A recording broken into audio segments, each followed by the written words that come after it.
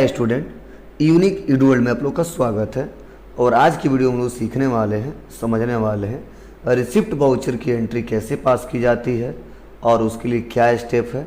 ठीक है, जैसे हमने पिछले वीडियो में रिसिप्ट वाउचर में दो हमने वीडियो बना चुके हैं और मैंने एक एक करके स्टेप बाय स्टेप उसको बताया है, समझाया है। लेकिन हम आपको कोशिश कर रहे हैं ज़्यादा से ज़्यादा क्वेश्चन समझा सकें और उसको अच्छे से समझा सकें, जिससे आगे चल के आपको दिक्कत ना हो। तो इसीलिए रिसिप्ट वाउचर का हमारा तीसरा वीडियो है। इसको ध्यान से सुनिएगा और समझिएगा और देखिएगा और क्वेश्चन को सॉल्व करिएगा। देखिए, पहला जो क्वेश्चन है हमारा आज का वह है कि कमीशन रिसीव इन कैश ₹5000। क्या हो रहा है? कमीशन रिसीव हो रहा है इन कैश ₹5000। तो मैंने आपको बताया था ना कि जब भी किसी भी कारणवश हमारे व्यापार में पैसा रिसीव हो रहा है, जब भी किसी भी कारणवश व्यापार में क्या हो रहा है, पैसा रिसीव हो रहा है, तो इसको रिकॉर्ड करने के लिए किसका यूज करते हैं? रिसिप्ट वाउचर का। तो इसीलिए इस क्वेश्चन को भी रिकॉर्ड किस में करेंगे?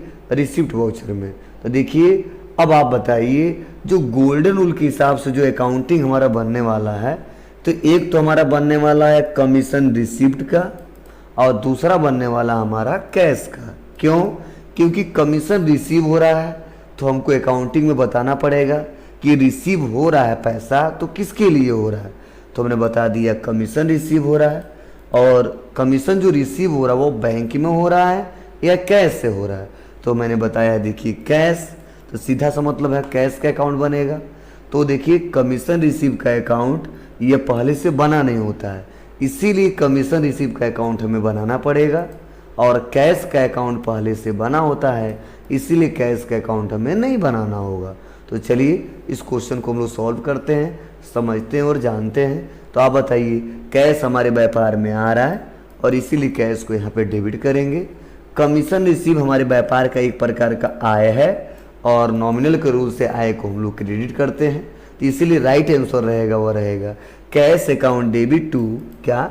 Cash account debit to commission receive account, cash account debit to commission receive account. तो चलिए इसको सॉल्व करते हैं। तो इसके लिए एकदम सिंपल सा मतलब है, आ जाएंगे टैली में, वाउचर में, और क्रेडिट किसको करना है? तो कमीशन रिसीव को करना है। किसको? कमीशन रिसीव को करना है। तो अल्ट सी करेंगे और एक लेजर बना देंगे, कमीशन रिसीव, क्या? कमीशन रिसीव्ड, इंटर दबाएंगे।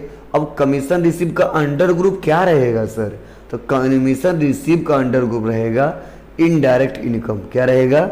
Indirect income. इसीलिए यहाँ पे रखेंगे इनडायरेक्ट इनकम, और इनडायरेक्ट इनकम लेने के बाद इंटर बटन दबाएंगे। और types of ledger not applicable, GST calculation not applicable, और यहाँ पे भी नॉट अप्लीकेबल करते हैं और इंटर दबा के इसको एक्सेप्ट करते हैं। और कमीशन जो रिसीव हुआ कितना रुपया हुआ है? 5000 हुआ है, और इसीलिए यहाँ पे 5000 टाइप कर देंगे और इंटर बटन दबा देंगे, फिर से डेबिट करेंगे। और उसके बाद से देखिए, यहाँ पे कैश रिसीव हो रहा है तो यहाँ पे कैश का अकाउंट बनाएंगे और इंटर बटन दबा देंगे। अब देखिए, 4,10,000 से कितना हो गया? 4,15,000 कैश पड़ा हुआ है, इंटर बटन दबाएंगे, एक्सेप्ट हो जाएगा। तो इस प्रकार हमने पहला क्वेश्चन सॉल्व कर लिया। सेकंड नंबर देखते हैं।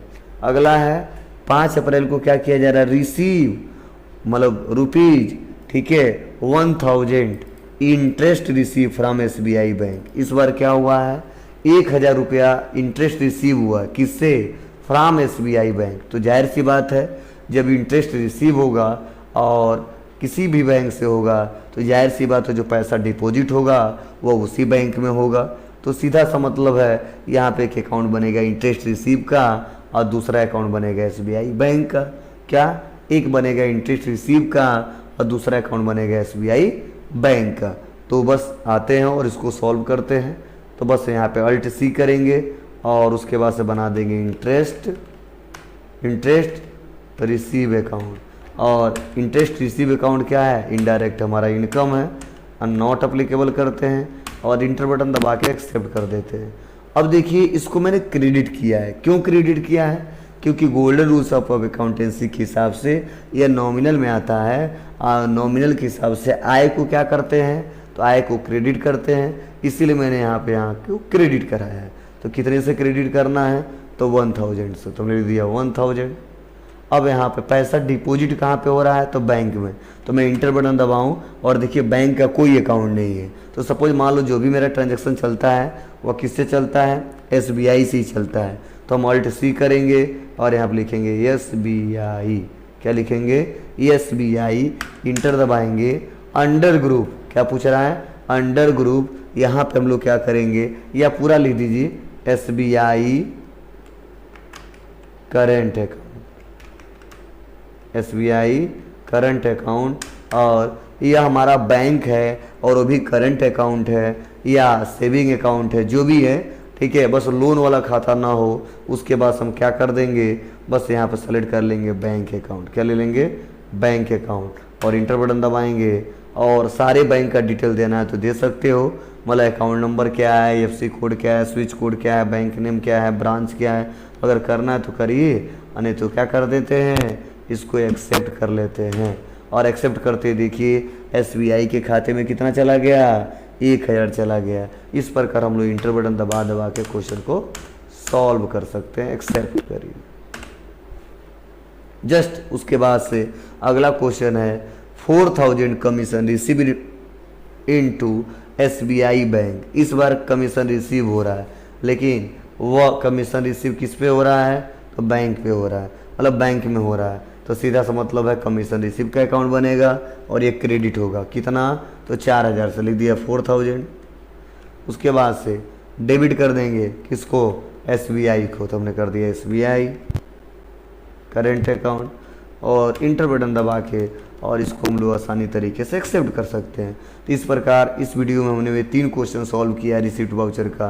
अगर वीडियो ये आप लोग को अच्छा लग रहा हो तो please like, comment, share, subscribe करना ना भूलें।